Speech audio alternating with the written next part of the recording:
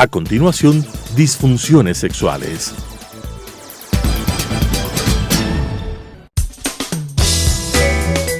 Clasificación A.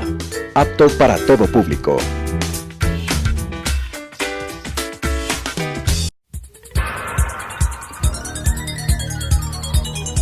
Las opiniones vertidas en este espacio por la producción y dirección del programa son de exclusiva responsabilidad de sus autores y de quienes intervienen en ellos.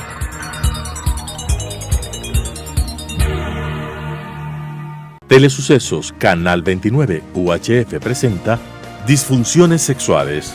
Un capítulo de la medicina sexual es el estudio y conocimiento del anormal funcionamiento sexual del hombre, la mujer y la pareja, su correcto diagnóstico, sus soluciones y tratamientos. Con la dirección del Dr. Augusto Díaz.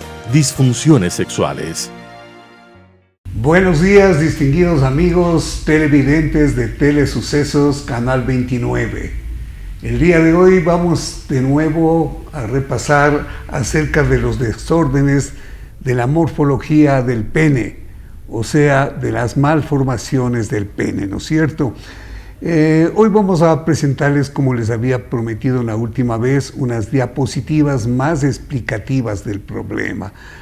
La morfología del pene aquí tiene que ver con dos aspectos importantes. En primer lugar, el tamaño del pene, por decir así, el tamaño tanto en la longitud cuanto en el diámetro, en primer lugar. Y en segundo lugar, en las malformaciones del pene.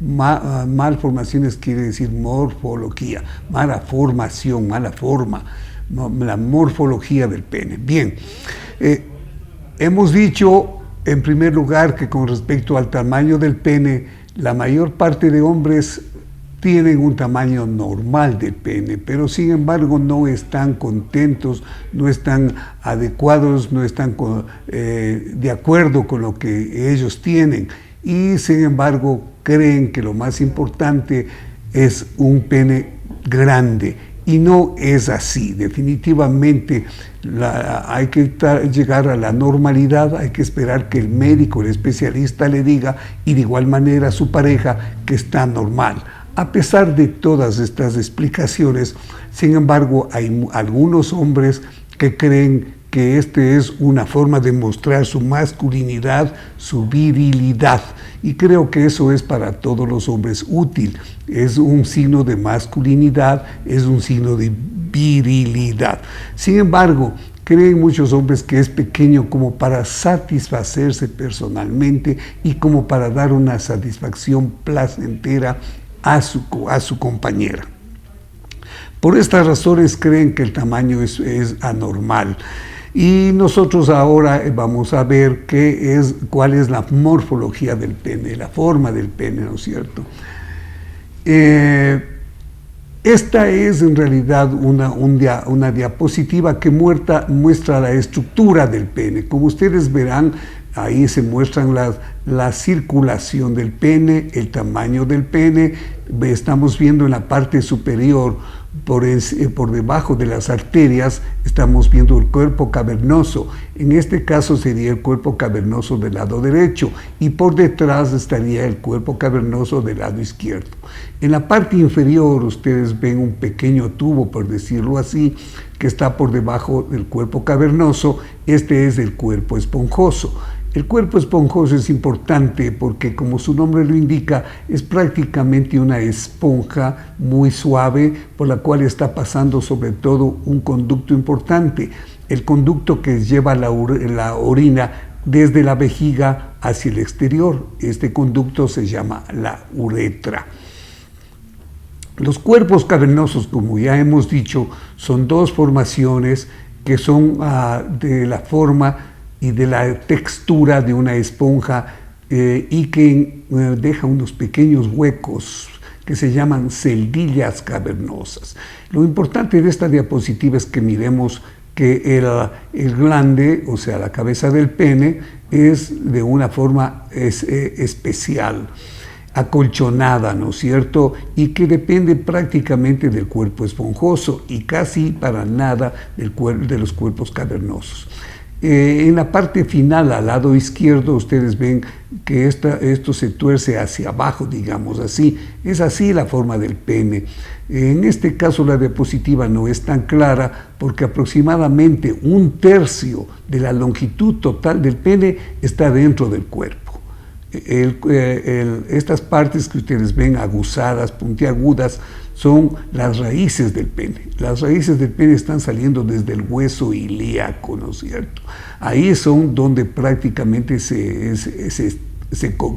donde comienzan, desde el hueso ilíaco y salen hacia el exterior. Es decir, que 1/3 de la longitud de nuestro pene nosotros no la apreciamos, está por dentro del cuerpo.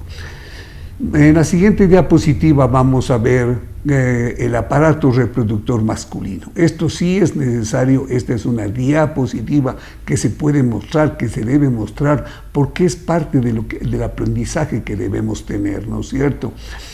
Ahí ustedes están viendo claramente, inclusive dice la vejiga, el sitio donde se recolecta la orina que viene desde los riñones a través de los ureteres, del uréter izquierdo, uréter derecho. Viene la orina y se recolecta ahí, y un momento dado, cuando está repleta de sangre, entonces funciona un esfínter. Este esfínter se abre y sale la orina a través de la uretra, que ustedes están viendo que la uretra se proyecta hasta la punta del pene, hasta el glande, ¿no es cierto? Bien, entonces ahí también podemos, en esta diapositiva, podemos mirar que más o menos, y aquí parece que fuera más de la mitad del pene, que está por dentro de la pared abdominal.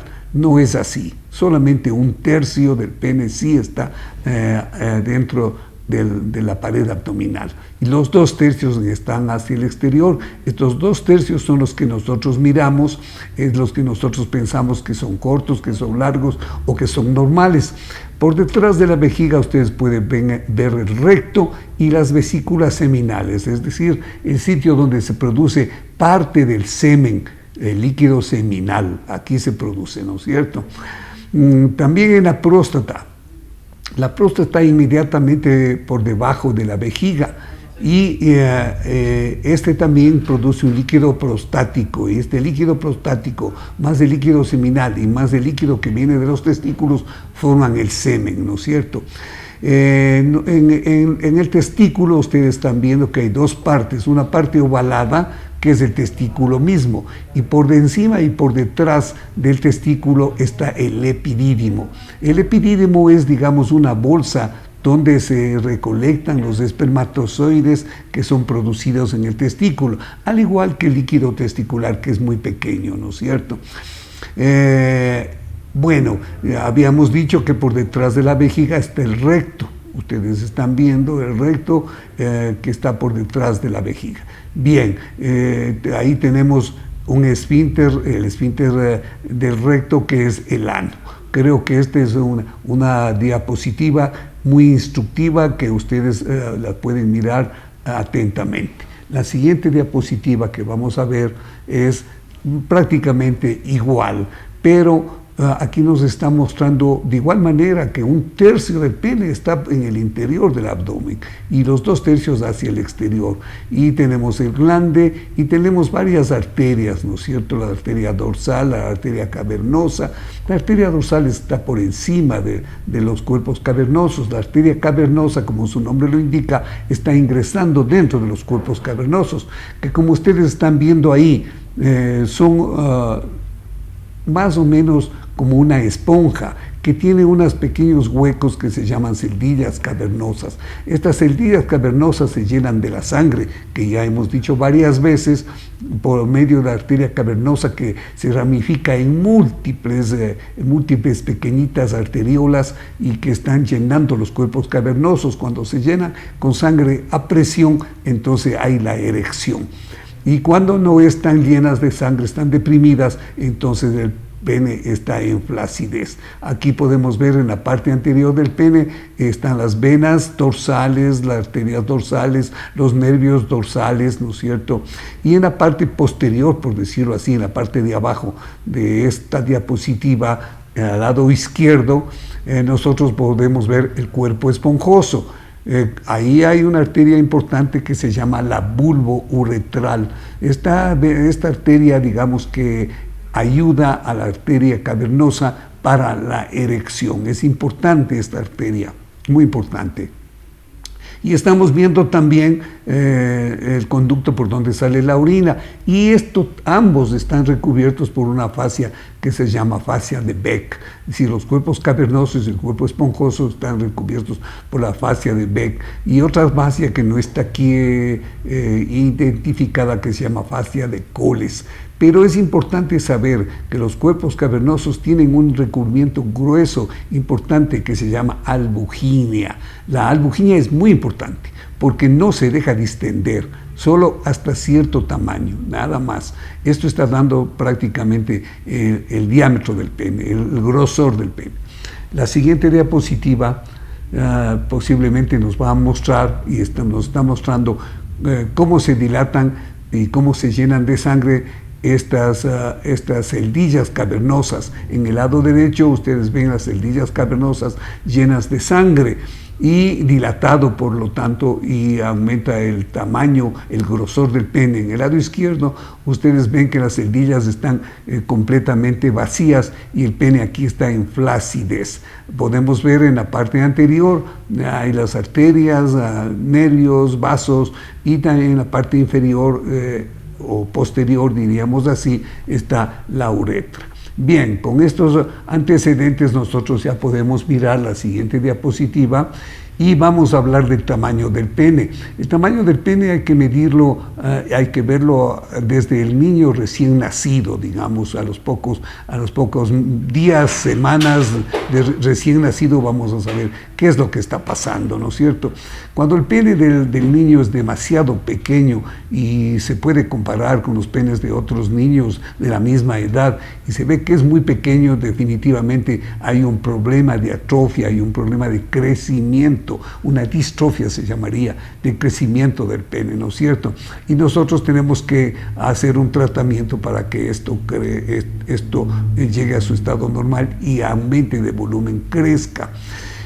Nosotros hacemos un tratamiento con la testosterona, definitivamente es lo indicado, en los niños de corta edad, inclusive hasta los jóvenes impúber, hasta la pubertad, se puede hacer este tratamiento y definitivamente usamos esta hormona importantísima, hormona masculina, que se llama la testosterona. Es un andrógeno, como ustedes acaban de ver.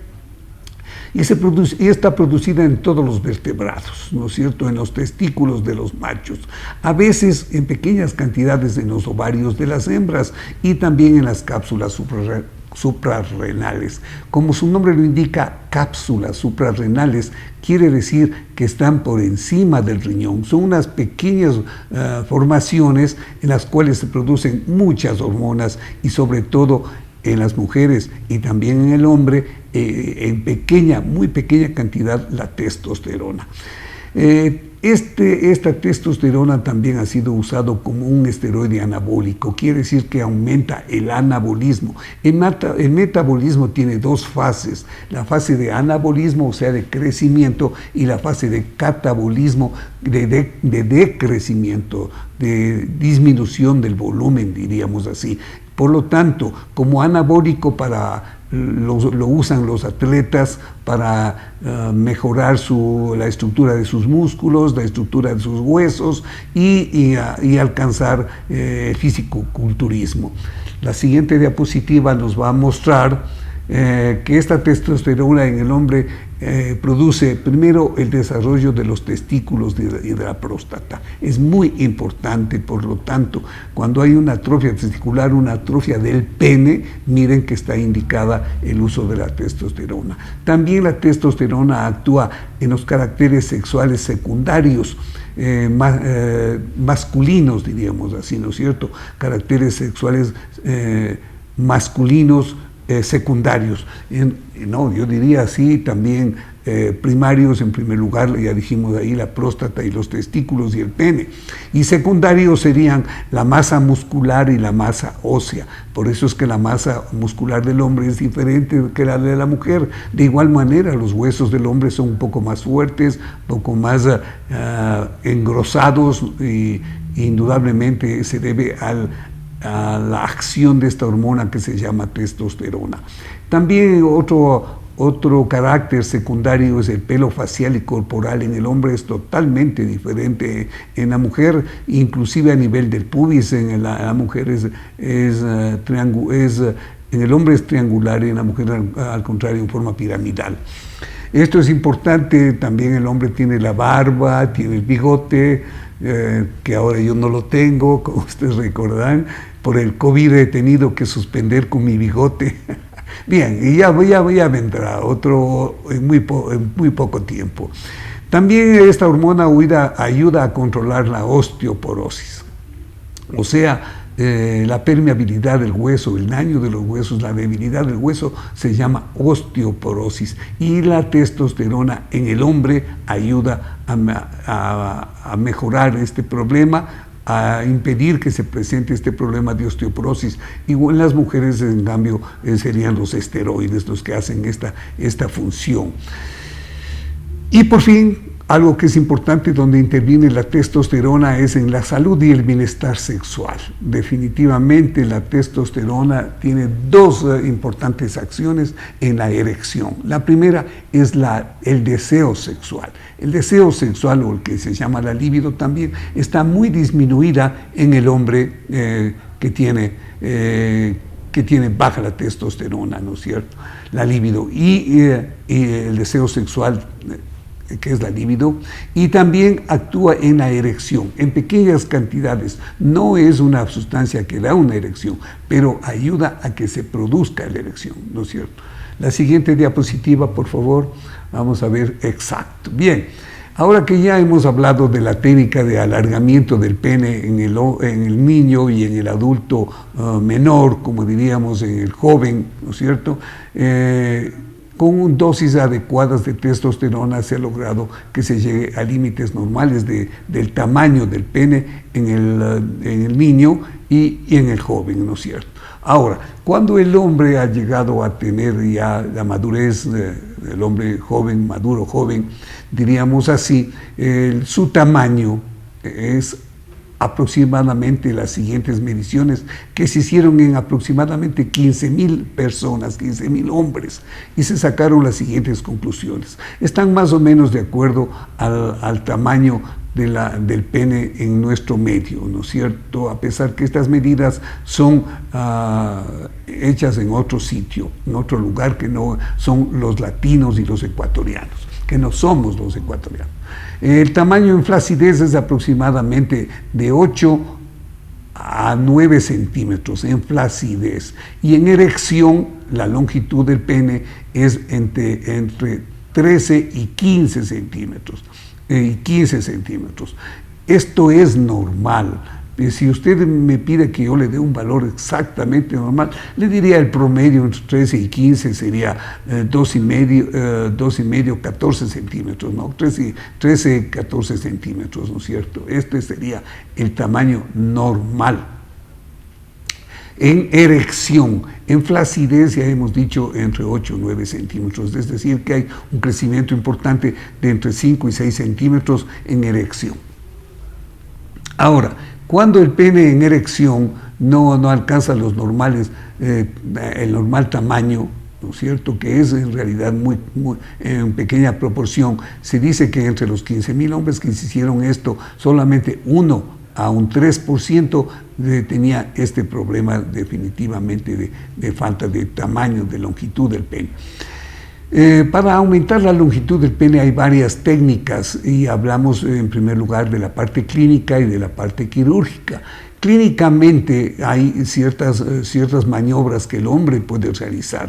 Para esto, ahí hemos puesto, y la anterior diapositiva también nos mostraba que se forma con nuestros dedos un anillo, y este anillo se lo lleva desde la raíz del pene, desde la parte que sale hacia afuera del pene, hacia la punta del pene, haciendo un masaje, diríamos, un masaje desde la base del pene hacia la punta del pene, ¿no es cierto?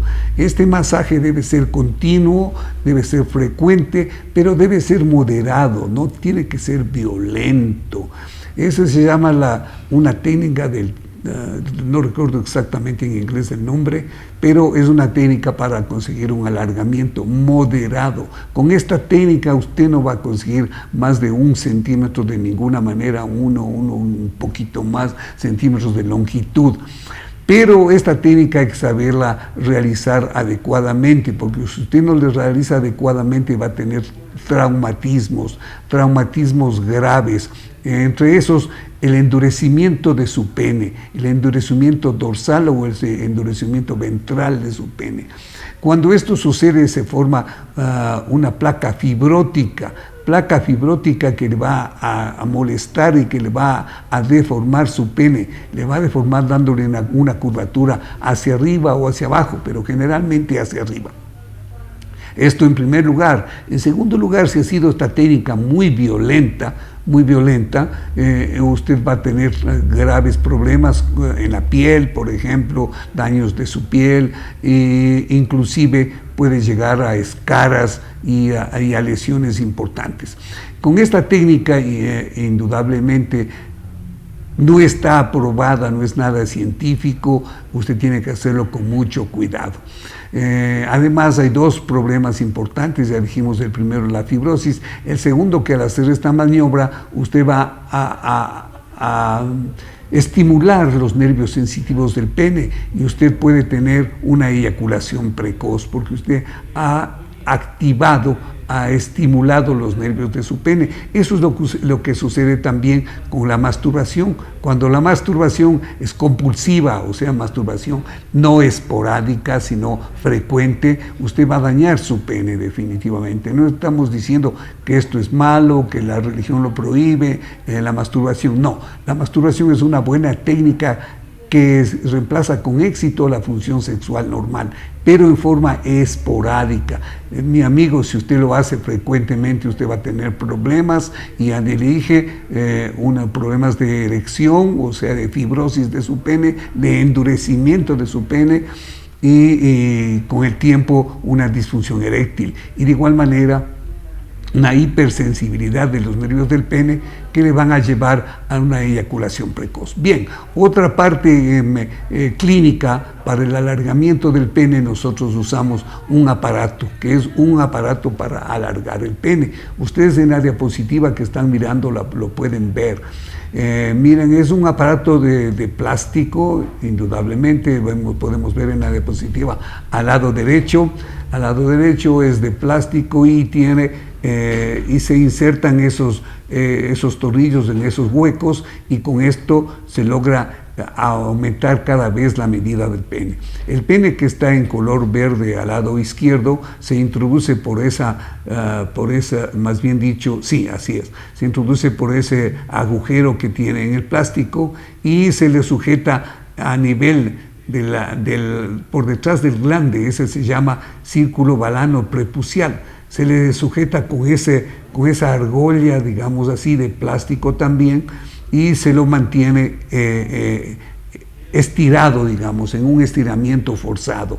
Este estiramiento es muy útil. Este estiramiento usted lo puede ir modulando diariamente. Lo importante es que con este aparato usted permanezca de 4 a 6 horas diarias, y se han conseguido medidas verdaderamente extraordinarias en el alargamiento del pene. Se alarga mucho, y esto se debe a que todas las partes de nuestro cuerpo se pueden alargar. Miren ustedes, hagan una comparación con el embarazo. En 9 meses el útero de una señora, que es del tamaño de una pera más o menos, llega a tener un tamaño tan grande que puede contener al bebé en su interior, al feto en su interior. De igual manera, en el África, ustedes han visto que en un sitio de ahí, las morenas, las negritas, usan unos collares que les alargan su cuello en forma extremadamente grande.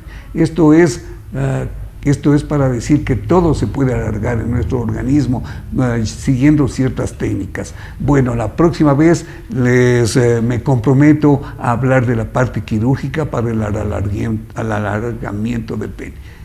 Bueno, espero que tengan un buen fin de semana y ahora también un weekend alargado por las fiestas patrias. Bien, buenos días. Las opiniones vertidas en este espacio por la producción y dirección del programa son de exclusiva responsabilidad de sus autores y de quienes intervienen en ellos.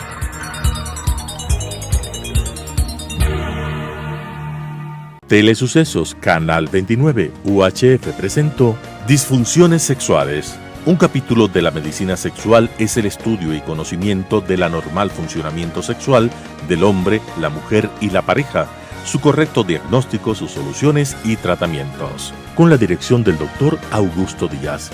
Disfunciones sexuales.